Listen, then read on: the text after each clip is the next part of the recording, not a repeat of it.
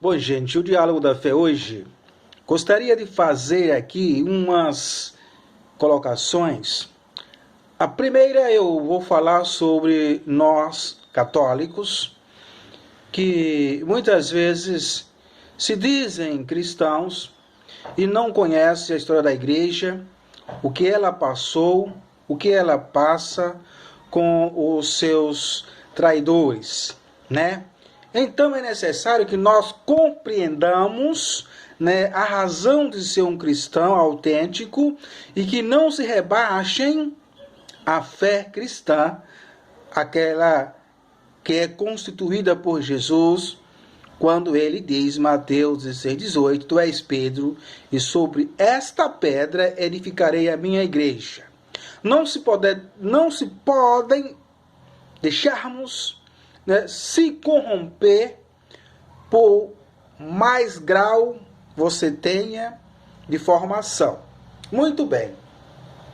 Nós estamos vivendo num país aonde todos estão aí na flor da pele, fazendo as tuas observações políticas e religiosas. Muito bem. Segundo ponto, o presidente do Brasil eleito pela uma massa chamada de cristãos, esperando que ele tivesse um linguajar moderno, culto, inteligente e cristão. E infelizmente não está sendo assim, de maneiríssima nenhuma. E ele diz que não vai mudar, como ele pensa, como ele fala, ele não vai mudar. Muito bem. Aí eu pergunto, como é que você, católico, né, fica postando mensagens contra os outros que são malfeitores da política, né, porque tem muitos malfeitores da política. Se a gente for procurar tirar, né, o joio do trigo, realmente vai sair pouco trigo, vai ficar mais joio. Porque eu, já com 49 anos, estou sempre focado na política, desde Tancredo Neves até hoje. E não vi muitas mudanças para os trabalhadores, os contribuintes, mas para os políticos, né, a coisa continua cada vez melhor. Muito bem.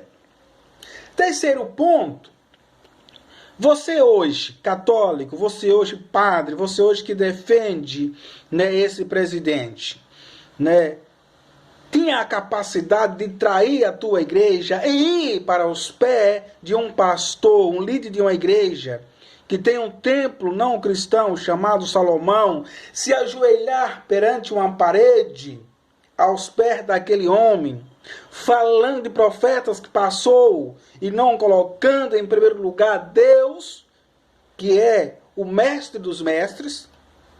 Não tem profeta maior do que Deus, Javé, Jesus Cristo, seu Filho único, Deus, Pai, Filho e Espírito Santo em uma só pessoa. Quer dizer, vocês aplaudem um homem que diz que veio combater as malmazelas da política do Brasil? E de repente você vê o homem que se declara católico se ajoelhando de frente de um líder protestante,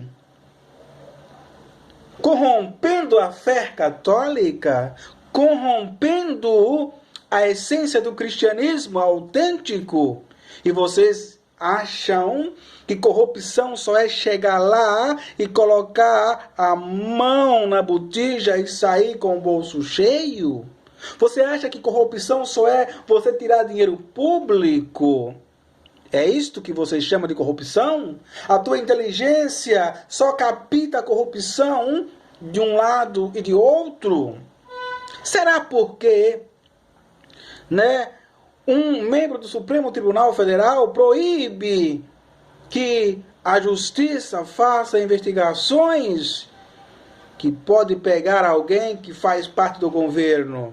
Será porque? Será que nós estamos querendo só observar o que um presidente fala para o outro presidente agora, né, faz uma crítica a presidente da ONU, né? A Bachelet. Gente, o nosso país, como ela se referiu, está com a democracia. Você que é brasileiro, nato, observe que a nossa democracia, ela não está mais bem clara. Será que é necessário o seu quê para observar que algo está errado? Então, vocês católicos, vocês que fazem parte do terço dos homens, de qualquer participação da igreja, observem. Eu não estou aqui defendendo partido político, de maneiríssima nenhuma, porque quem tem que dizer que o cara é ladrão, corrupto, é a justiça vigente no momento que nós temos. Por que é que eu vou sair aplaudindo um presidente? Primeiro ponto, mentiu para a sociedade para enganar. Vou repetir o que eu sempre disse e vou dizer. Que era uma atrocidade, um cidadão, você, com 65 anos, ter dificuldade para se aposentar. Hoje, se chegar essa previdência, tem que ter 40 anos de contribuição. Alguns estudiosos, pesquisadores, um lado é bom, o outro é ruim. Muito bem. Né? Estamos vendo aí o Brasil nas pesquisas, o presidente lá embaixo e o seu ministro lá em cima. Deveria ser o contrário. O ministro para baixo e o presidente lá para cima nas pesquisas. Quer dizer, é este o presidente bem qualificado para o país que nós estamos precisando?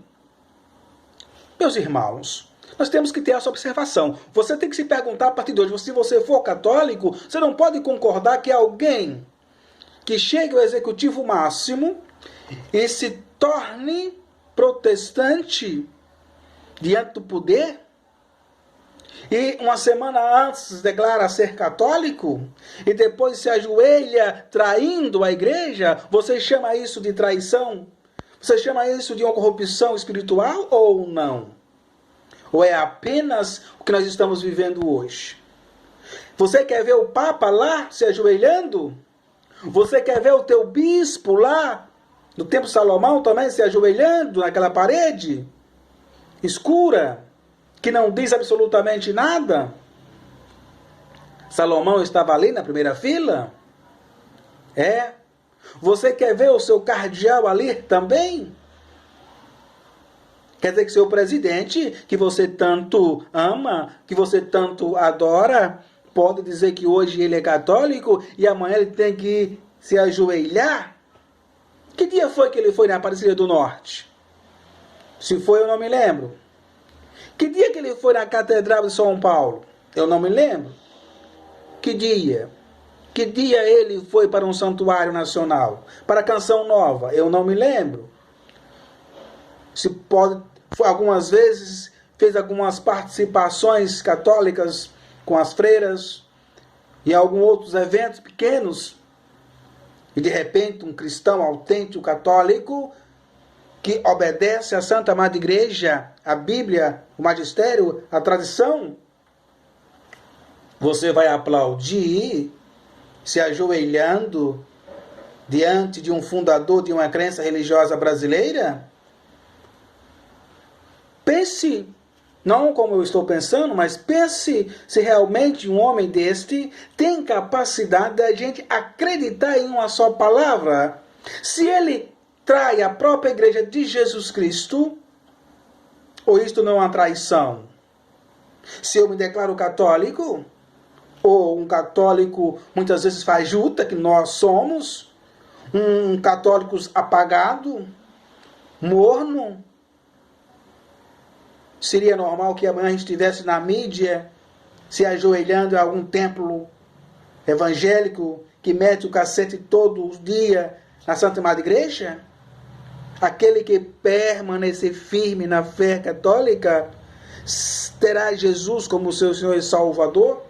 Será que é necessário, dependente do teu cargo que você tenha, para que vá ali se ajoelhar em uma denominação evangélica? Você não está traindo a tua igreja, não? É este o verdadeiro homem que vocês acham que realmente é o presidente? Este é o presidente autêntico que vocês apontam o dedo para que o outro lado é ruim, é corrupto, é fajuta, é enganador, é falso, é traidor?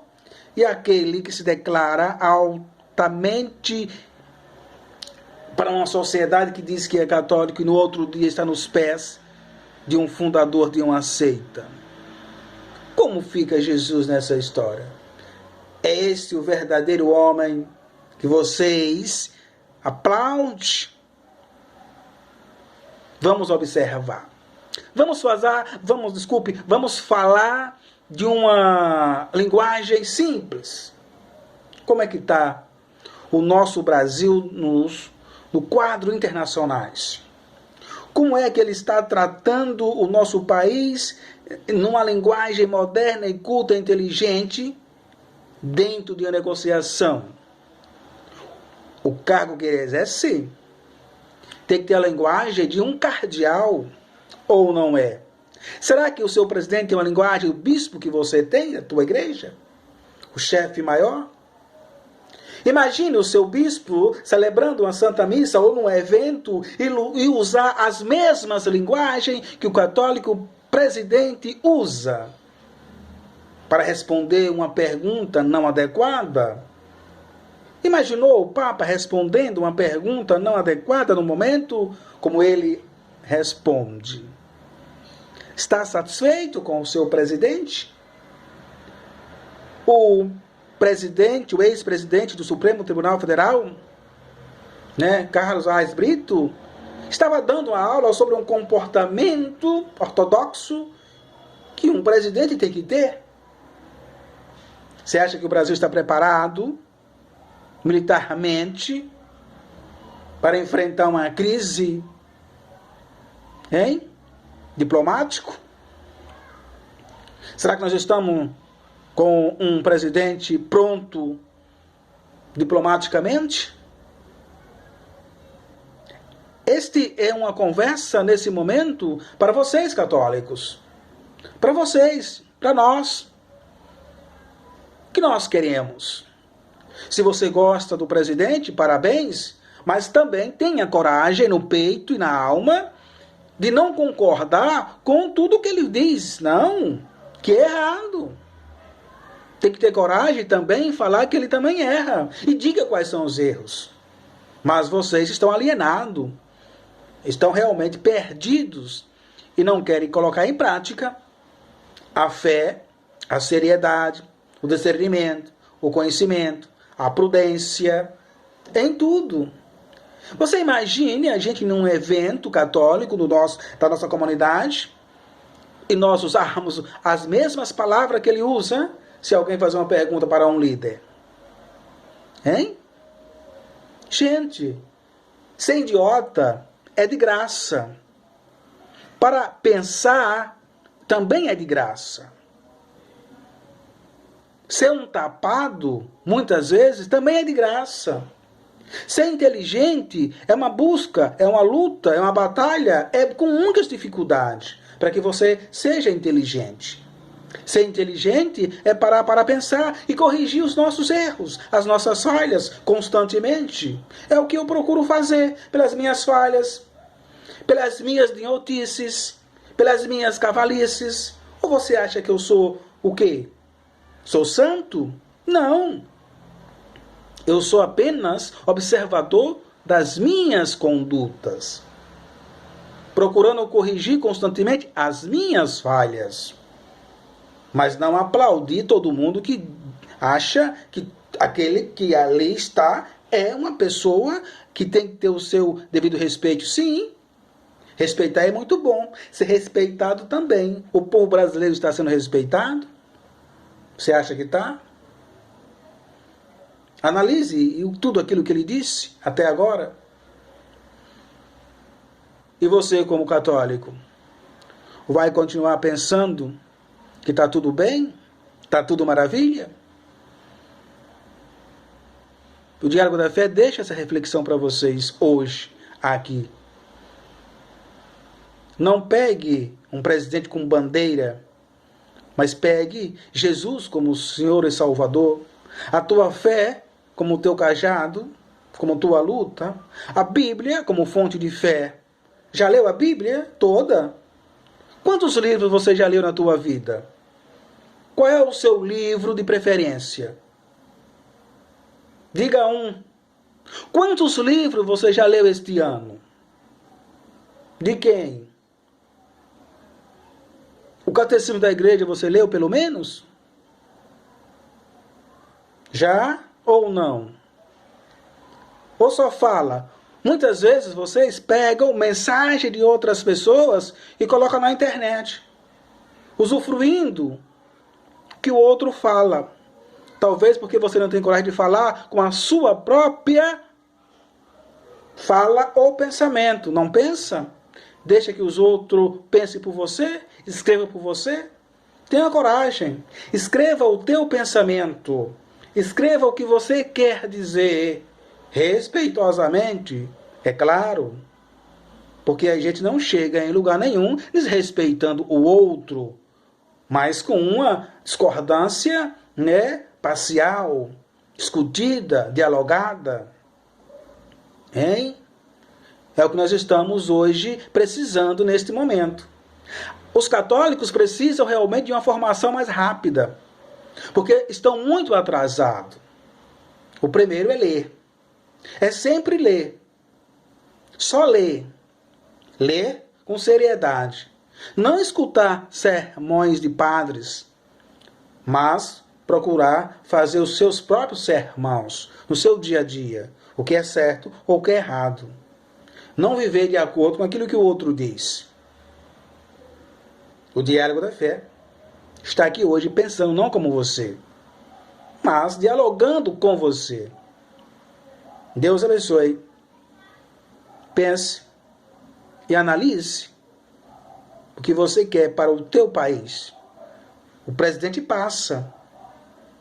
Nossos filhos, a nossa história, o nosso povo continua sendo brasileiro. A bandeira é a mesma. E nós, hoje, somos guardiões dos políticos. Observem que no ano que vem tem eleições. E vai sair um monte de gente prometendo aquilo que não pode fazer. São Paulo hoje está parado. Governador não fala, prefeito não fala.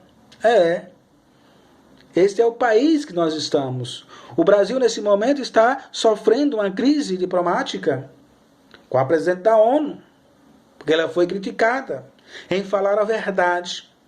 Falar a verdade machuca qualquer um, mas aceitar é muito difícil. O Brasil vive, gente, numa guerra civil, constantemente, de um lado ou do outro. Toda hora tem assalto, toda hora tem um crime, toda hora tem um homicídio. É verdade. Precisamos de leis mais rígidas. O que o presidente fez, vetar algumas leis, foi bem, gostei, parabéns. Ou você acha que eu não vejo pontos positivos? Mas é necessário que essas leis venham rapidamente. Mas que ele tenha uma forma de fazer as coisas respeitosamente para que o Brasil não pague, o povo não pague. É o que eu procuro. É o que eu quero como cidadão brasileiro. É que o presidente haja com diplomacia, com seriedade, como se ele fosse realmente, eu vou repetir, um grande ortodoxo. Deus abençoe.